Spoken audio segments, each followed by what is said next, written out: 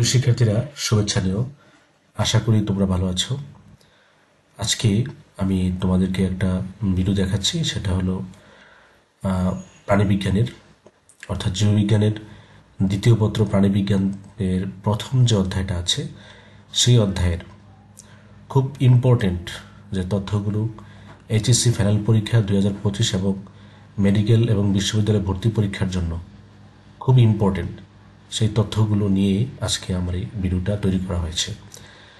তো এই ভিডিওটা তোমরা দেখে যদি ভালো লাগে লাইক, কমেন্ট এবং শেয়ার করবে। আর তোমাদের কোনো কিছু যদি জানার থাকে তোমরা আমাকে কমেন্টসের মাধ্যমে জানাবে। তো যারা আবার এইচএসসি ফাইনাল পরীক্ষা দিচ্ছ এবং যারা 2025-এ মেডিকেল এবং বিশ্ববিদ্যালয় ভর্তি পরীক্ষার জন্য প্রিপারেশন নিবা, তারা আমার এই ভিডিওটা থেকে আশা করি উপকৃত হবে। তো আমি প্রাণীবিজ্ঞানের যে প্রথম যে অধ্যায়টা আছে প্রাণীর বিভিন্নতা এবং শ্রেণীবিন্যাস, সে অধ্যায় থেকে এই খুব ইম্পর্টেন্ট তথ্যগুলো নিয়ে এই ভিডিওটা তৈরি করেছি। তো প্রথম যে আছে প্রাণী বৈচিত্র্য। প্রাণী বৈচিত্র্য সংজ্ঞা হিসেবে আসতে পারে যে প্রাণী বৈচিত্র্য কী। তোমাদের এইচএসসি ফাইনাল পরীক্ষায় আমরা জানি যে প্রাণী বৈচিত্র্যটা হলো যে প্রাণীর মধ্যে যে জিনগত, প্রজাতিগত এবং বাস্তু সংস্থানগত যে বিভিন্নতা, এই বিভিন্নতাটাকে বলা হচ্ছে প্রাণীর বিভিন্নতা বা প্রাণী বৈচিত্র্য। প্রাণী বৈচিত্র্যটাকে তিন ভাগে ভাগ করা হয়েছে। একটা হলো জিনগত বৈচিত্র্য, প্রজাতিগত বৈচিত্র্য, আর একটা হলো বাস্তুতান্ত্রিক বৈচিত্র্য। তোমরা জানো যে জিনগত বৈচিত্র্য কি, প্রজাতিগত বৈচিত্র্য কি, বাস্তুতান্ত্রিকগত বৈচিত্র্য কি। প্রাণীবিজ্ঞানের জনক কাকে বলা হয়? প্রাণীবিজ্ঞানের জনক বলা হয় গ্রিক দার্শনিক এরিস্টটলকে। তারপরে সংজ্ঞা হিসেবে আসতে পারে যেসব প্রাণী স্বাধীনভাবে ঘুরে বেড়ায় এবং পারস্পরিক সহযোগিতা বা সাহচর্যে বাস করে না তাকে মুক্তজীবী প্রাণী বলে। প্রশ্ন আসতে পারে যে মুক্তজীবী প্রাণী কাকে বলে, একটা উদাহরণ দাও। মুক্তজীবী প্রাণী হলো কবুতর, স্বাধীনভাবে ঘোরা বেড়ায়, পারস্পরিক সহযোগিতা বা সাহচর্যে বাস করে না, তাকে মুক্তজীবী প্রাণী বলে। আর পরজীবী প্রাণী হলো যেসব প্রাণী খাদ্যের জন্য অন্য প্রাণীর দেহে আশ্রয় গ্রহণ করে এবং আশ্রয়দাতার দেহ থেকে খাদ্য গ্রহণ শোষণ করে বেঁচে থাকে, তাকে পরজীবী প্রাণী বলে। ক্লিভেজ। ক্লিভেজ কি সংজ্ঞা হিসেবে থাকতে পারে? ক্লিভেজটা হলো যে প্রক্রিয়ায় যৌন জননকারী প্রাণীর এককোষী জাইগুট অর্থাৎ জাইগুট মাইটোসিস প্রক্রিয়ায় বিভক্ত হয়। জাইগুট মাইটোসিস প্রক্রিয়ায় কোষ বিভক্তির মাধ্যমে বিভাজিত হয়ে অসংখ্য বহুকোষী ভ্রূণ সৃষ্টি করে, আর এটাকে বলা হয় ক্লিভেজ। তাহলে ক্লিভেজ আমরা যদি এক কথায় বলি সেটা হলো যে জাইগুট যে মাইটোসিস প্রক্রিয়ায় বিভক্ত হয়ে অসংখ্য ভ্রূণ সৃষ্টি করে, বহুকোষী ভ্রূণ, এই পদ্ধতিটার নাম ক্লিভেজ। ক্লিভেজকে দুই ভাগে ভাগ করা হয়েছে, সেটা হলো ডিমের কুসুমের পরিমাণের ভিত্তিতে। যদি হোলোব্লাস্টিক, একটা হয় হোলোব্লাস্টিক আর একটা হলো মেরুব্লাস্টিক। হোলোব্লাস্টিক শব্দের অর্থ হলো সম্পূর্ণ বিভাজন, আর মেরুব্লাস্টিক হলো আংশিক বিভাজন। তাহলে ডিমের কুসুমের পরিমাণের ভিত্তিতে দুই ভাগে ভাগ করা যায়, হোলোব্লাস্টিক এবং মেরুব্লাস্টিক। তারপরে আসি ভেজিটাল পুল এবং অ্যানিমেল পুল কি। ভেজিটাল পুল হলো ক্লিভেজের সময় ডিমের কুসুম যে প্রান্তে থাকে, মানে ডিমের যে প্রান্তে কুসুম থাকে তাকে আমরা ভেজিটাল পুল বলি। অর্থাৎ ক্লিভেজের সময় ডিমের যে প্রান্তে কুসুম থাকে সেটাকে বলবো আমরা ভেজিটাল পুল।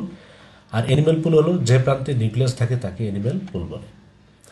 আরেকটা আছে বিভাজন তলের উপর ভিত্তি করে ক্লিভেজকে তিন ভাগে ভাগ করা হয়েছে। একটা হলো অরিও ক্লিভেজ, দ্বিপার্শ্বীয় ক্লিভেজ এবং আরেকটা হলো সর্পিল ক্লিভেজ।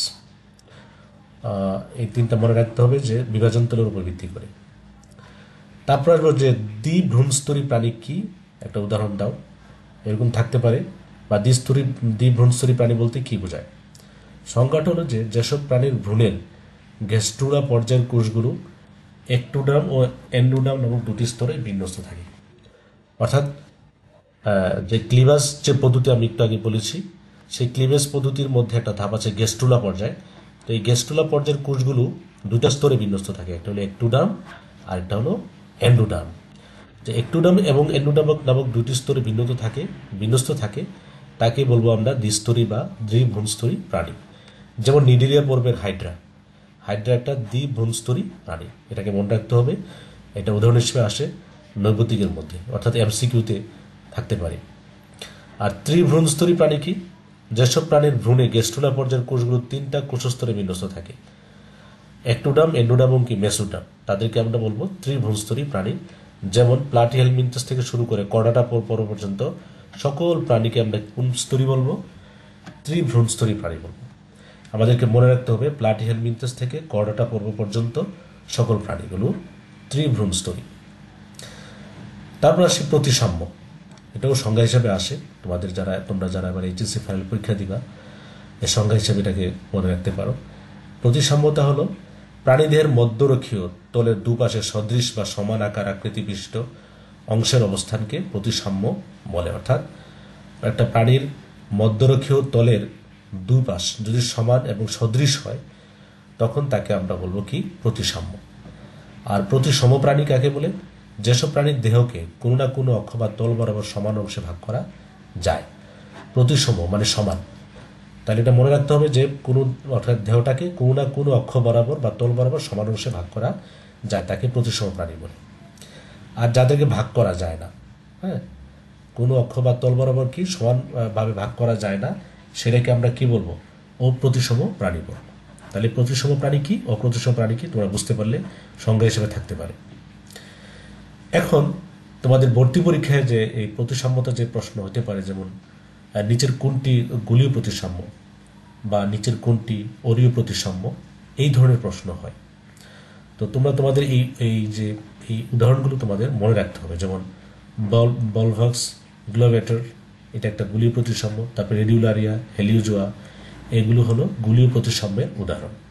আর অরীয় প্রতিসাম্যের মধ্যে আছে হাইড্রা, আউরেলিয়া, তারপরে মেট্রোডিয়াম, এগুলো হলো অরীয় প্রতিসাম্যের উদাহরণ। খুব মনে রাখতে হবে, এগুলো থেকেই প্রশ্ন হয়। এই চ্যাপ্টার থেকে ভর্তি পরীক্ষার জন্য এগুলো থেকেই প্রশ্ন হয়। তারপর হচ্ছে দ্বিঅরীয় প্রতিসাম্য, যেমন সিউলুপ্লানা, এটা একটা দ্বিঅরীয় প্রতিসাম্য।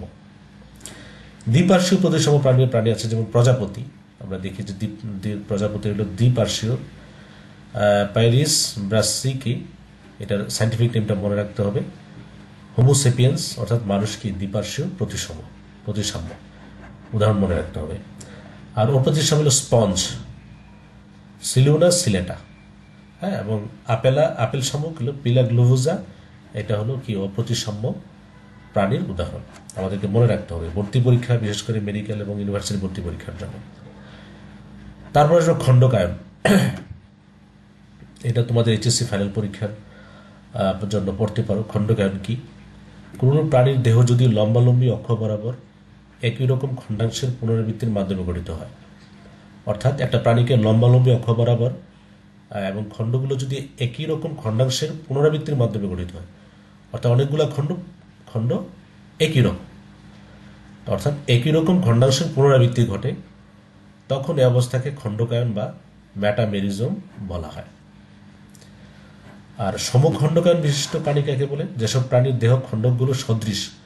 আমরা যদি প্রাণীর যদি খণ্ড করি, সেই খণ্ডকগুলো যদি সদৃশ বা একই ধরনের হয়, সেসব প্রাণীকে আমরা বলবো সমখণ্ডকায়ন বিশিষ্ট প্রাণী। যেমন কেঁচুকে যদি আমরা খণ্ড করি, তাহলে কেঁচুর যে খণ্ডগুলো পাবো সবগুলোই কি? সদৃশ বা একই ধরনের হয়ে থাকে। আর অসম খণ্ডকায়ন বিশিষ্ট প্রাণী কি?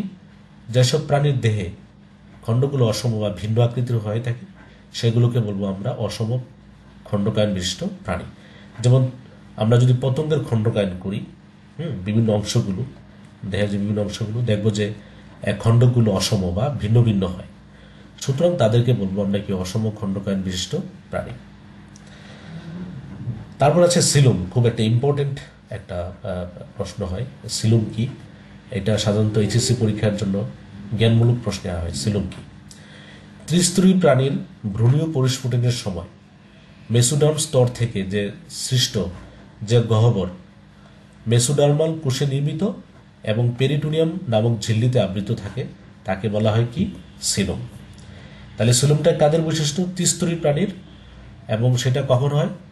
আমরা জানি যে ভ্রূণীয় পরিস্ফুটনের সময় যে তিনটা স্তর পাওয়া যায়, একটোডাম, মেসোডাম, এন্ডোডাম। তো ওই মেসোডাম স্তর থেকে একটা গহ্বর সৃষ্টি হয় এবং গহ্বরটা মেসোডার্মাল কোষে নির্মিত এবং পেরিটোনিয়াম নামক একটা ঝিল্লি দ্বারা আবৃত থাকে, তাকে বলবো আমরা কি? সিলোম। তো অ্যাসিলোমেট প্রাণী, এখানে এই উদাহরণ থেকেই বিশেষ করে নৈবতিক তোমাদের এমসিকিউ হয়। হ্যাঁ, অ্যাসিলোমেট, নিচের কোনটি অ্যাসিলোমেট প্রাণী বা নিচের কোনটি সিলোমেট বা প্রকৃত সিলোমেট প্রাণী, এভাবে প্রশ্ন হয়।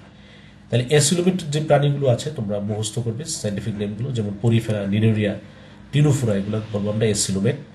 আর সুডোসিলোমেট বা অপ্রকৃত সিলোমেট হলো নেমাটোডা, রোটিফেরা, এগুলোকে বলবো আমরা সুডোসিলোমেট। নেমাটোডা জানবে তোমরা একটা পর্ব, রোটিফেরা।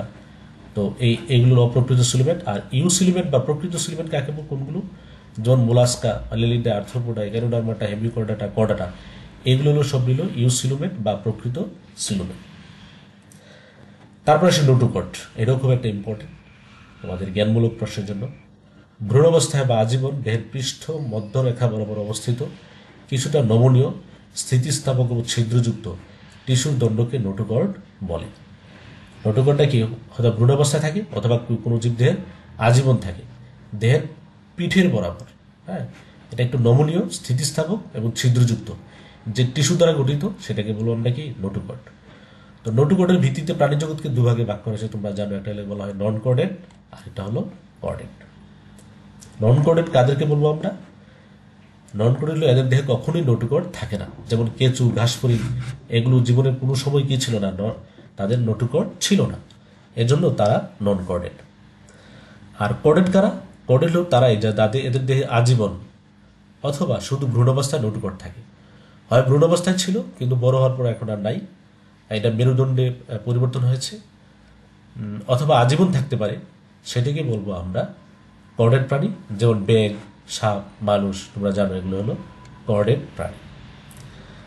তারপর সে প্যারাজোয়া, যেসব প্রাণীর দেহে কোনো নির্দিষ্ট পৌষ্টিক নালী বা গহ্বর থাকে না, অর্থাৎ যেই প্রাণীর মধ্যে পৌষ্টিক নালী থাকে না বা গহ্বর থাকে না, সেটাকে বলবো আমরা প্যারাজোয়া।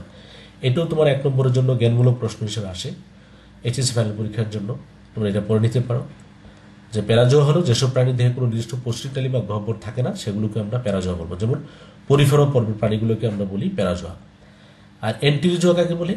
যেসব প্রাণীর দেহে নির্দিষ্ট পৌষ্টিক নালী বা গহ্বর থাকে, অর্থাৎ যাদের দেহে কি পৌষ্টিক নালী আছে বা গহ্বর আছে, সেদিকেগুলোকে বলবো আমরা এন্টেরোজোয়া। যেমন নিডোরিয়া থেকে কর্ডাটা পর্ব পর্যন্ত সকল প্রাণীকে বলবো আমরা কি, এন্টেরোজোয়া। নিডোরিয়া থেকে কর্ডাটা পর্ব পর্যন্ত সকল প্রাণীগুলোকে বলবো এন্টেরোজোয়া। তারপর আসতে পারে ICZN কি, তোমরা জানো যে international commission on zoological nomenclature, অর্থাৎ প্রাণীর নামকরণ সম্পর্কিত নামকরণের রীতিনীতি যারা প্রবর্তন করে তাদের একটা সংস্থা, সেটাকে বলা হচ্ছে ICZN, international commission on zoological nomenclature. তারপর আসবো ত্রিপদ নামকরণ, এটাও সংজ্ঞা হিসাবে আসে, এটা খুব ইম্পর্টেন্ট, এটা পড়ে নিবা। আমরা দ্বিপদ নামকরণ পড়েছি, আবার ত্রিপদ নামকরণ। ত্রিপদ নামকরণটা কি? গণ এবং প্রজাতির সাথে উপপ্রজাতির সহ কোনো প্রাণীর নামকরণকে ত্রিপদ নামকরণ বলে। আমরা এতদিন কি পড়েছিলাম? গণ এবং প্রজাতি পড়েছিলাম দ্বিপদ নামকরণের ক্ষেত্রে। এখন উপপ্রজাতির সহ কোনো একটা প্রাণীর নামকরণ করলে সেটাকে বলবো আমরা কি, ত্রিপদ নামকরণ। একটা উদাহরণ যদি আসে, যেমন নীলনদ এলাকার চড়ুই পাখির বৈজ্ঞানিক নাম প্যাসার ডোমেস্টিকাস নাইলোটিকাস। এটার এই যে নাইলোটিকাস, এটাকে উপপ্রজাতি। তো এই উপপ্রজাতি সহ কোনো প্রাণীর নামকরণ করলে সেটাকে বলা হচ্ছে ত্রিপদ নামকরণ। তো এই ছিল প্রথম অধ্যায়ের অর্ধেক, আমাদের প্রথম অধ্যায়ের পার্ট 1 ভিডিও। আরেকটা ভিডিও হবে প্রথম অধ্যায়ের যে পর্বগুলো যে আছে, পর্বগুলোর যে বৈশিষ্ট্য, খুব ইম্পর্টেন্ট বৈশিষ্ট্যগুলো নিয়ে আবার আরেকটা ভিডিও আছে এই চ্যানেলে, অর্থাৎ এই প্রথম অধ্যায় থেকে। তো আশা করি এই ভিডিওটা তোমরা দেখবে। আর এই ভিডিওতে আমি যে উদাহরণগুলো দিয়েছি, হ্যাঁ, এই উদাহরণগুলো বেশি বেশি পড়বে, সাইন্টিফিক নেমগুলো, সাইন্টিফিক নেম থেকে প্রশ্ন আসে। আর সংজ্ঞা হিসেবে তোমার এইচএসসি ফাইনাল পরীক্ষা যারা দিবা, এইচএসসি ফাইনাল পরীক্ষার জন্য সংজ্ঞাগুলো একটু ভালোভাবে পড়ে নিবা। আশা করি তোমরা এই চ্যাপ্টার থেকে আমি যা দিয়েছি এখানে, এগুলোর বাইরে আশা করি প্রশ্ন হবে না। হ্যাঁ, তারপর দ্বিতীয় ভিডিওটা তো তোমরা দেখবাই, তাহলে এই 2টা ভিডিও দেখলে এই চ্যাপ্টারটা আশা করি শেষ হবে। তো আজকে এই পর্যন্তই। ভিডিওটা যদি তোমাদের ভালো লাগে, লাইক, কমেন্ট এবং শেয়ার করবে, এবং পরবর্তী ভিডিওটা দেখার জন্য তোমাদেরকে আবারও স্বাগত জানাচ্ছি। আজকে এই পর্যন্তই, ধন্যবাদ।